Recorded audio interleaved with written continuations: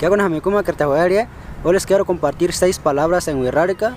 Todas esas palabras es sobre animales. Y bueno, vamos a comenzar con nuestra mascota favorita, ¿sale? Y perro se dice tsuku, tsuku, ¿sale? Gallina se dice wakana, wakana, ¿sale? Wakana.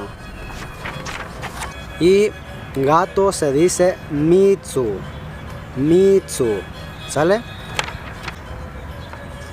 Vaca se dice wakashi, wakashi, ¿sale? Wakashi. Y también tenemos abeja. Y abeja se dice siete, siete, siete, ¿sale?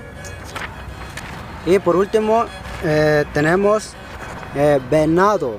Y venado se dice masha, masha, ¿sale? Así se dice tal cual el animal, el venado, ¿no? Pero en nuestra cultura wixárika lo decimos de otras maneras porque lo consideramos como un animal sagrado y un animal muy importante en la cultura wixárika, ¿sale? Y lo conocemos como tamatskaoyumare o también como tamatsparitzika, ¿sale? Entonces, para que tengan ese conocimiento. Y pues aquí tienen las 6 palabras en wixárika sobre animales. Espero les haya gustado y pues nos vemos en un nuevo video.